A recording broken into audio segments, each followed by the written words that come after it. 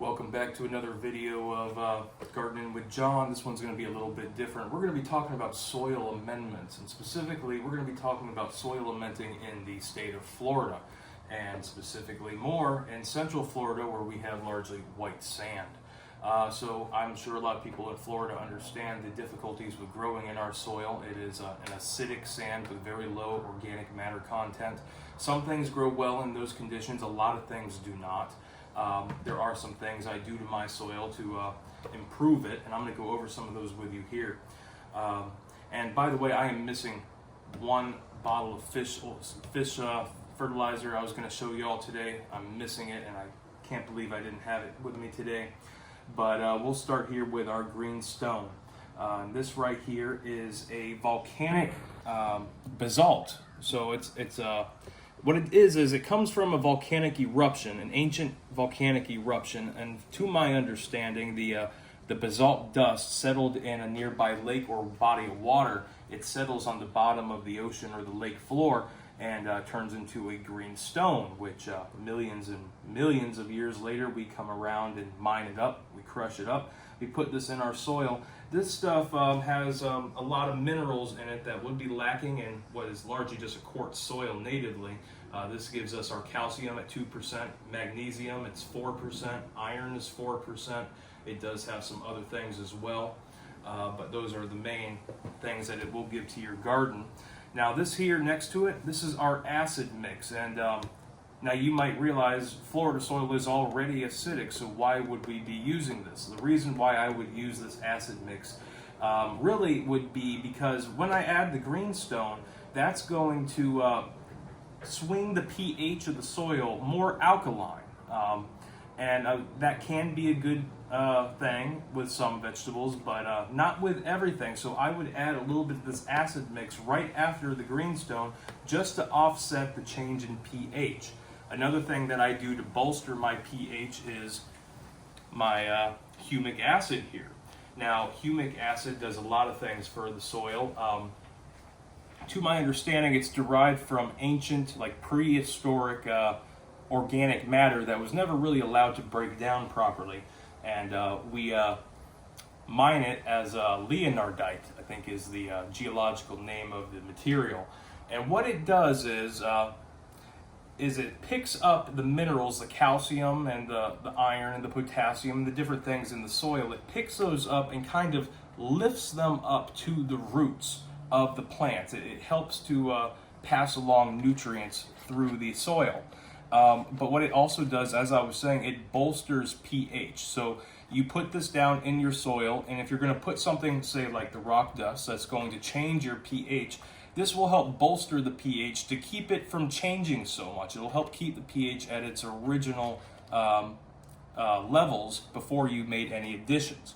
So again, I use the acid mix to offset the rock dust, and I also use the humic acid to limit the change to pH by the addition of the greenstone.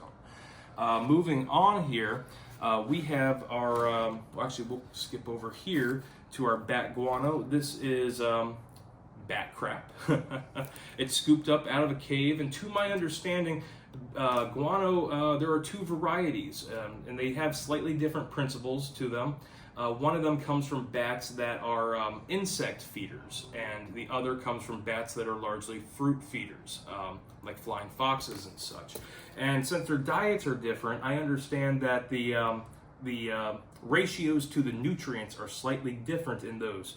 I believe, I could be mistaken, but I thought I'd done the research and I thought I found out that this is coming from fruit bats, which means it's a little different from any kind of guano that would have come from insect-eating bats.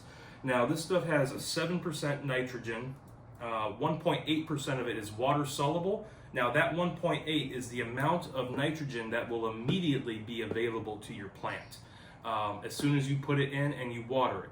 5.2% of it is water-insoluble nitrogen. And in lamest terms, to make that simple for you to understand, that's just the large physical chunks left in the manure that haven't broken down yet. As that 5.2% of the insoluble nitrogen breaks down, it becomes water-soluble nitrogen, and that will be become available to your plant later on. So the 1.8%, the water soluble, is immediately available to the plant upon putting it on. The 5.2% is going to be slow release. And that's actually a very nice mixture you have right there, because you get an immediate result out of it. But the major benefit is going to come a week or two after you put it down. It is a little slower to act though. The fish emulsion that I like to use, that is instant. You get instant results off of it. This is, it lasts a little longer, but it takes a little longer to get going. But this stuff has 7% nitrogen overall. Available phosphates are 3%, and soluble potash is 1%. This is a product of Indonesia, and I do believe these are fruit-eating bats that are producing this guano. It does give you application rates on the back here, 8 cups to 1 pound, but vegetable gardens and flower beds are going to put about 1 to 2 pounds per 100 square feet. And by the way, similar to the fish emulsion that I've used in earlier videos, I have used much more of this than the than the directions have told me to do so, and I never got a bad result out of it, ever. If anything, I think I got increased results. You don't have to worry about burning your plants. This stuff is not going to harm it if you use more of it than it says to. In fact, I would advise you to use a little bit more than the directions tell you to do so. Over here we have our bone meal, and this is what I will use on a mature plant that I no longer want to grow vegetatively, but I want it to start putting on fruit. So your tomatoes, cucumbers, peppers, anything, a pumpkin, a watermelon. If there's something that requires a flower and then a fruiting stage for you to get your crop, this is something I advise you use, and especially if you're going to grow Brandywine tomatoes.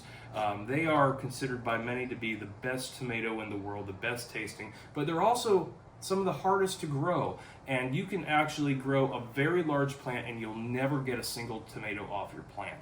I've had this happen to me myself, and it is also the story of many a gardener.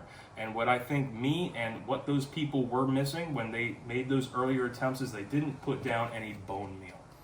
There are some other things that work as well. Wood ash is one, but in my opinion, my experience, the wood ash was not nearly as potent as the bone meal.